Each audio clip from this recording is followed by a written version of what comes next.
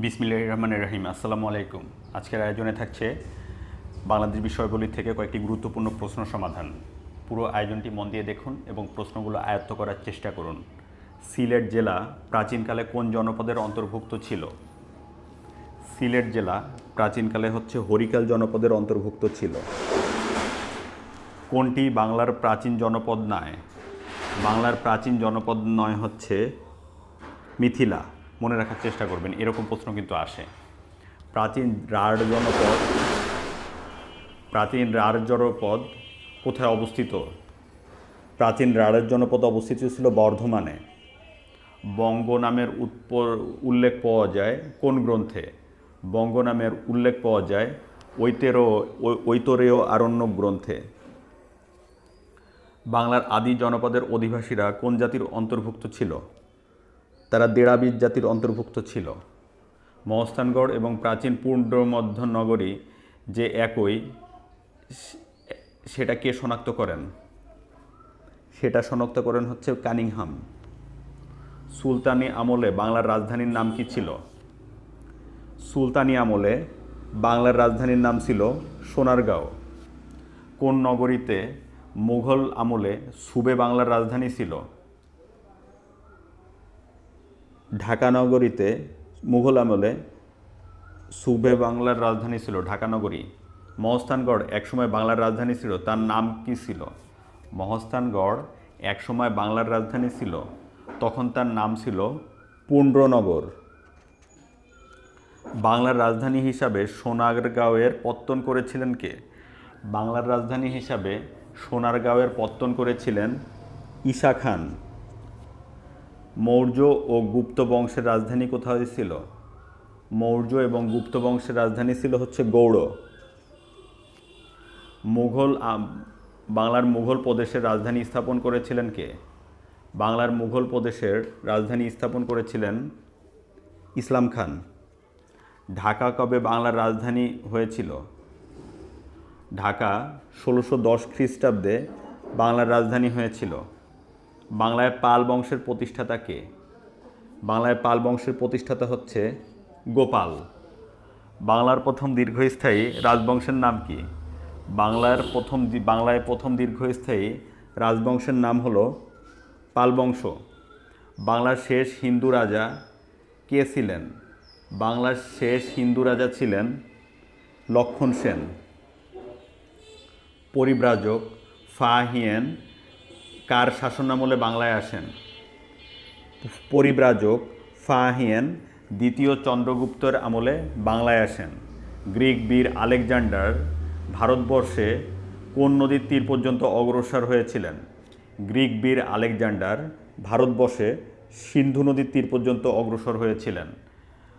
কোন বংশ প্রায় 400 বছরের মতো বাংলা শাসন করেছে? পাল বংশ প্রায় 400 বছরের মতো বাংলা শাসন করেছে। গুপ্ত বংশের তৃতীয় শাসক কে ছিলেন? গুপ্ত বংশের তৃতীয় শাসক ছিলেন বিক্রমাদিত্য। প্রাচীন বাংলার প্রথম বিখ্যাত নৃপতি কে ছিলেন? প্রাচীন বাংলার প্রথম বিখ্যাত নৃপতি ছিলেন শশাঙ্ক। প্রাচীন ভারতের কোন শাসকের অপর নাম বিক্রমাদিত্য ছিল? দ্বিতীয় চন্দ্রগুপ্তের অপর নাম ছিল বিক্রমাদিত্য। বাংলায় প্রথম স্বাধীন রাজা কি ছিলেন?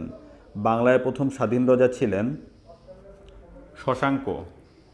কোন যুগ প্রাচীন ভারতের স্বর্ণযুগ হিসাবে পরিচিত? মৌর্য যুগ প্রাচীন ভারতের স্বর্ণযুগ হিসাবে পরিচিত। বাংলার পাল রাজবংশের শাসকরা কোন ধর্মাবলম্বী ছিলেন? বাংলায় পাল রাজবংশের শাসকরা ছিলেন বৌদ্ধ ধর্মাবলম্বী। কৌলিন্য প্রথা প্রবর্তন করেন কে? কৌলিন্য প্রথার প্রবর্তন করেন বল্লাল সেন। নালন্দা বিশ্ববিদ্যালয় প্রতিষ্ঠিত হয় কোন শতকে? নালন্দা বিশ্ববিদ্যালয় প্রতিষ্ঠিত হয় খ্রিস্টীয় পঞ্চম শতকে, মানে 500 সালে নালন্দা বিশ্ববিদ্যালয় প্রতিষ্ঠিত হয়। এটা 2026 সাল, আজ থেকে 1500 বছর আগে, 2000 বছর আগে নালন্দা বিশ্ববিদ্যালয় প্রতিষ্ঠিত হয়। মহাসামন্ত কার উপাধি ছিল? শশাঙ্কর উপাধি ছিল হচ্ছে মহাসামন্ত। গুপ্ত যুগে প্রচলিত চতুরঙ্গ খেলার বর্তমান নাম কি? গুপ্ত যুগে প্রচলিত চতুরঙ্গ খেলার বর্তমান নাম হলো দাবা। মাতসোনায় বাংলায় কোন সময়কালকে নির্দেশ করে? সপ্তম অষ্টম শতককে নির্দেশ করে হচ্ছে মাতসোনায়।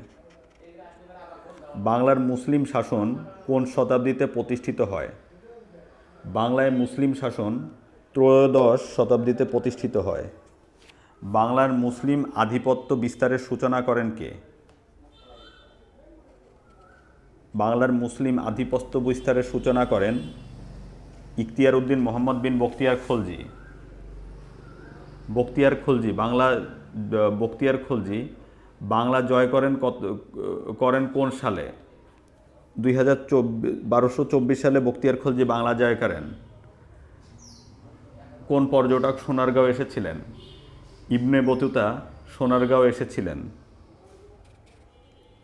কোন ব্যক্তি বাংলাদেশকে ধন সম্পদপূর্ণ নরক বলে অভিহিত করেন? ইবনে বতুতা বাংলাদেশকে ধন সম্পদপূর্ণ নরক বলে অভিহিত করেন। ভারতবর্ষে প্রথম মুসলিম শাসন প্রতিষ্ঠাতা কে ছিলেন? মুসলিম শাসনের প্রতিষ্ঠাতা ছিলেন হচ্ছে ভারতবর্ষে মোহাম্মদ ঘুরি।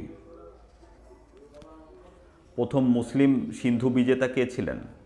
প্রথম মুসলিম সিন্ধু বিজেতা ছিলেন মোহাম্মদ বিন কাসিম। মনে রাখার চেষ্টা করবেন, প্রথম মুসলিম সিন্ধু বিজেতা ছিলেন কিন্তু মোহাম্মদ বিন কাসিম। তিনি প্রথম সিন্ধু বিজয় করেছিলেন।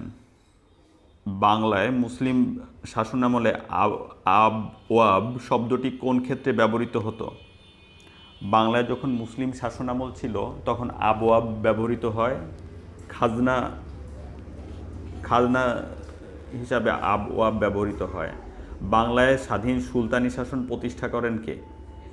বাংলায় স্বাধীন সুলতানি শাসন প্রতিষ্ঠা করেন ফখরুদ্দীন মোবারক শাহ। ইলিয়াস শাহের রাজধানী কোথায় ছিল? ইলিয়াস শাহের রাজধানী ছিল হচ্ছে পান্ডুয়াতে। ইবনে বতুতা কোন দেশের অধিবাসী ছিলেন? ইবনে বতুতা ছিলেন মরক্কোর অধিবাসী। ইবনে বতুতা কার রাজত্বকালে বাংলায় এসেছিলেন? ইবনে বতুতা ফখরুদ্দীন মোবারক শাহের রাজত্বকালে বাংলায় এসেছিলেন। প্রথম চৈনিক পরিব্রাজক কে ছিলেন? প্রথম চৈনিক পরিব্রাজক ছিলেন হলো ফাহিয়ান। পরের প্রশ্ন, ইতিহাসের চিরস্থায়ী বন্দোবস্তের প্রবর্তক ছিলেন হচ্ছে কর্নওয়ালিস। চিরস্থায়ী বন্দোবস্তের প্রবর্তক ছিলেন হচ্ছে কর্নওয়ালিস। বাংলা সনের প্রবর্তক কে? বাংলা সনের প্রবর্তক হলেন সম্রাট আকবর। কোন গোষ্ঠী থেকে বাঙালি জাতির প্রধান অংশ গড়ে উঠেছে? অস্ট্রিক গোষ্ঠী থেকে বাঙালি জাতির প্রধান অংশ গড়ে উঠেছে। আর্য জাতি কোন দেশ থেকে এসেছিল? আর্য জাতি ইরান থেকে এসেছিল। আর্যদের আদি বাসস্থান কোথায় ছিল? আর্যদের আদি বাসস্থান ছিল ইউরাল পর্বতের দক্ষিণে তৃণভূমি অঞ্চলে।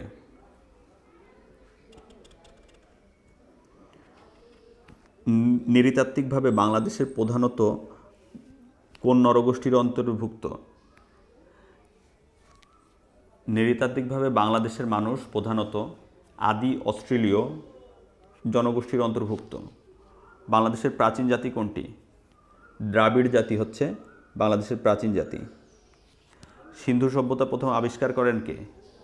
সিন্ধু সভ্যতা প্রথম আবিষ্কার করেছিলেন রাখালদাস বন্দ্যোপাধ্যায়। আর্যদের প্রাচীন ধর্মগ্রন্থের নাম কি? আর্যদের প্রাচীন ধর্মগ্রন্থের নাম ছিল হলো বেদ। বাংলা ভাষা কোন ভাষাগোষ্ঠীর অন্তর্ভুক্ত? বাংলা ভাষা ইন্দো ইউরোপীয় ভাষাগোষ্ঠীর অন্তর্ভুক্ত। আর্যরা ভারতে প্রথম বসতি স্থাপন করেছিল কোথায়? উত্তর পশ্চিম সীমান্ত অঞ্চল এবং পাঞ্জাবে আর্যরা প্রথম বসতি স্থাপন করেছিল। বর্তমান বৃহত্তর ঢাকা জেলা প্রাচীনকালে কোন জনপদের অন্তর্ভুক্ত ছিল? বর্তমান বৃহত্তর ঢাকা জেলা প্রাচীনকালে অন্তর্ভুক্ত ছিল বঙ্গ জনপদের। প্রাচীন গৌড়নগরীর অংশবিশেষ বাংলাদেশের কোন জেলায় অবস্থিত? প্রাচীন গৌড়নগরীর অংশবিশেষ হচ্ছে চাঁপাইনবাবগঞ্জ জেলায় অবস্থিত। বাংলাদেশের কোন বিভাগে বরেন্দ্রভূমি অবস্থিত? রাজশাহী বিভাগে বরেন্দ্রভূমি অবস্থিত, বাংলাদেশের রাজশাহী বিভাগে। বরেন্দ্র বলতে কোন এলাকাকে বোঝানো হয়? বরেন্দ্র বলতে বোঝায় হচ্ছে উত্তরবঙ্গকে। প্রাচীন বাংলায় কয়টি রাজ্য ছিল? 2টি রাজ্য ছিল। প্রাচীনকালে সমতট বলতে বোঝায় কোন অঞ্চলকে? কুমিল্লা এবং নোয়াখালীকে। এটা অনেকবার এসেছে, মনে রাখার চেষ্টা করবেন। ধন্যবাদ ভিউয়ার্স, ভিডিওটি এ পর্যন্তই। ভিডিওগুলো ভালো লেগে থাকলে চ্যানেলটি সাবস্ক্রাইব করুন। সবাই ভালো থাকবেন। আল্লাহ হাফেজ।